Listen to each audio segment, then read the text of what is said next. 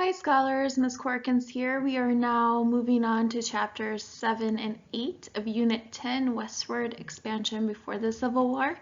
Like always, make sure you click on the link in the description so you can have access to the electronic reader so you can follow along as I read with you with chapter 7. You're also going to need your packet and a pencil. Let's get started.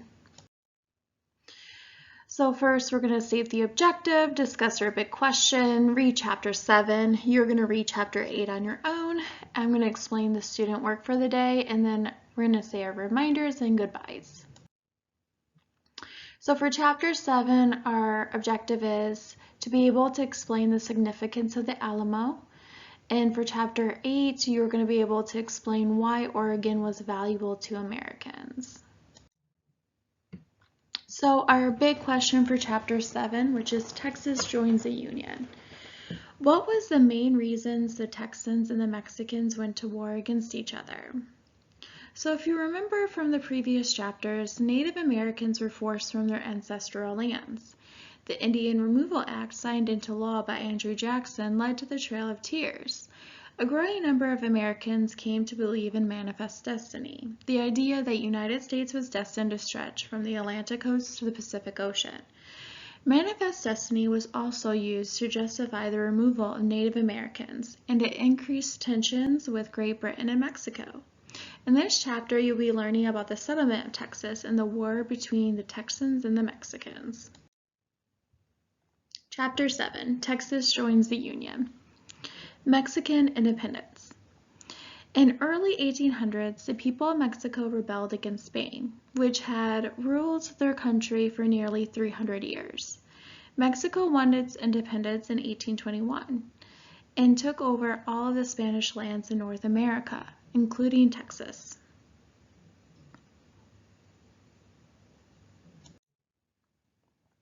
At the time, few Mexicans actually lived in Texas. The new government of Mexico wanted to build up the area, but it was unable to persuade many Mexicans to move there. When Stephen Austin, an American, offered to start a colony of American settlers in Texas in exchange for land, the Mexican government gladly accepted. In the early 1820s, Austin brought 300 settlers from the United States into Texas. Later, he brought several hundred more. Austin wrote that the land was as good in every respect as a man could wish for. Land all first rate. The Mexican government soon made a similar deal with other Americans, and like Stephen Austin, they too started colonies in Texas. It wasn't long before the Mexican government realized it had made a big mistake. Before settling in Texas, the settlers had made a number of promises. They promised to adopt the Roman Catholic religion of Mexico and become loyal to Mexican citizens. They also promised to free any enslaved workers they brought to Texas. The American settlers did not keep any of these promises. Instead, they ignored some of Mexico's laws and asked for more self-government. Some even talked about making Texas independent from Mexico. In 1830, the Mexican government announced it would not allow any more Americans to settle in Texas, but it was too late. There were already more than 16,000 Americans living in Texas. That was far more than the 5,000 Spanish-speaking Mexicans living there. And because it was easy to cross the border into Texas, more American settlers came every year, regardless of what the Mexican government said. The Alamo. During the early 1830s, the Mexican government took measures to tighten its rule over Texas. They wanted the Texans to obey the laws of the country in which they lived. The Texans became angry. Fighting broke out between Texans and Mexican soldiers in a number of settlements. Texas leaders decided to form an army. To lead the army, they chose one-time U.S. Army officer and former governor of Tennessee, Sam Houston.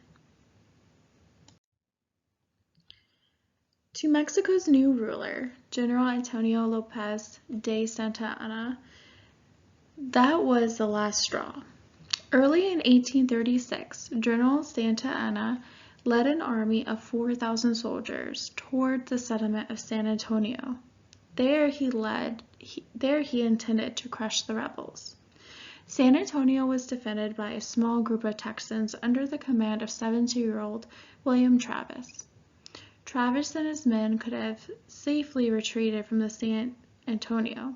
Instead, they decided to take shelter behind the thick walls of the abandoned Spanish mission, known as the Alamo. It was a decision that would cost them their lives. On February 23, 1836, Santa Anna gave the order to attack the Alamo. Day after the Mexican cannons pounded the mission, the Texans rebels returned the fire. After 12 days, however, the Texans' ammunition was nearly gone, and the men were exhausted. In the early hours of March 6, Mexican troops stormed the walls of the Alamo. Twice they were beaten back. Finally, however, the Mexican soldiers made it over and through the walls. All of the Alamo's defenders were killed. Among them were famous pioneers Davy Crockett of Tennessee and Jim Bowie, after whom the Bowie hunting knife was named. Only the lives of 7 women, children, and servants were spared. So here you can actually see the picture of the Texan rebels and how they just couldn't hold off the Mexican troops at the Alamo. Texas gains its independence. By the time the Alamo fell, Texans had already declared their independence from Mexico. They formed their own country and called it the Republic of Texas. Their new flag had a broad stripe of white and another of red that ran from left to right. The left side featured a stripe of blue that ran from top to bottom. In the center of the blue stripe, the Texans placed a single white star. As a result, the new Republic of Texas came to be known as Lone Star Republic. But the Texans had only declared their independence. To actually win it, they had to defeat the Mexican army. In 1836, the odds of a Texan victory did not seem likely. Mexico was a country of millions of people. Texas barely had 30,000. How could the Republic of Texas hope to assemble an army large enough to fight off the Mexican army? In fact, in 6 weeks following the Alamo, General Sam Houston and the Texan army retreated again, and again from the larger Mexican army. Santa Anna was confident that he would catch up with the Houston and defeat his men.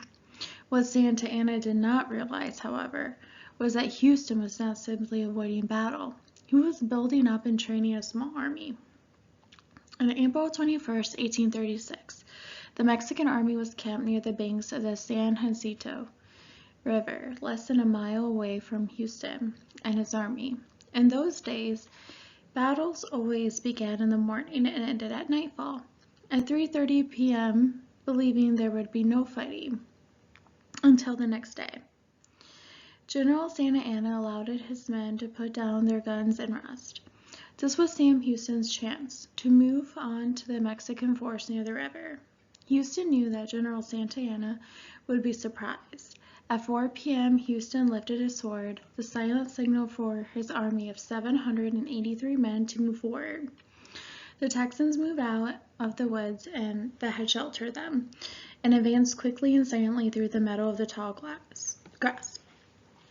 About 200 yards from the Mexican camp, they were spotted by Mexican guards. The Mexicans fired. 2 Texan cannons quickly answered the fire. As General Houston shouted the warning, "Keep low, men, hold your fire," the Texans rushed forward. 20 yards from the edge of the Mexican camp, Houston gave the order, "Knee, shoot low, fire." The Texans stopped and opened fire. Then Houston, riding high on the horseback, waved his hat, the signal to advance. The Texans rushed forward, guns firing and knives drawn, shouting, "Remember the Alamo! Remember the Alamo!" The Battle of San Jacinto was over in less than 20 minutes. Half of the Mexican army was killed during the surprise attack. The rest were captured. 9 Texans were killed and another 23,000 were wounded, including General Sam Houston, who took a bullet in the ankle. The Texans captured Santa Anna at the end of the battle. They threatened to put him to death unless he signed an agreement promising to withdraw all Mexican troops from Texans and to accept Texan independence. Santa Anna signed the agreement and was released. Texas becomes a state. With the fighting over, Texans elected Sam Houston to be the first president of their new country. Houston was most other Texans actually wanted Texas to become a state in the United States. However, Texas allowed slavery, and many people in the United States, especially the North, did not want any more states to allow slavery. Texas waited 9 years before Congress agreed that it could become a state. In 1845, Texas became the 28th state. Alright, now that we finished chapter 7, it's up to you to read chapter 8 on your own. It's all about Oregon. Your big question for chapter 8 is, why did settlers set off for Oregon, and what was different about the way they moved along the Oregon Trail? After that, you have your student work. Today, your student work is going to be the Unit 10 practice test. This test is coming up really quick, class. You're going to have your actual assessment over Unit 10 on Tuesday, so make sure that you're studying over the weekend. Don't forget to check your student email for emails from teachers and Google Invites. Check your daily checklist for work that needs to be completed. Watch math and ELA videos. And if you need help, be sure to call or text Ms. Corkins. However, my contact hours are from 7 a.m. to 7 p.m. All right, scholars, I'm logging off for now. I hope you have a great day. Bye.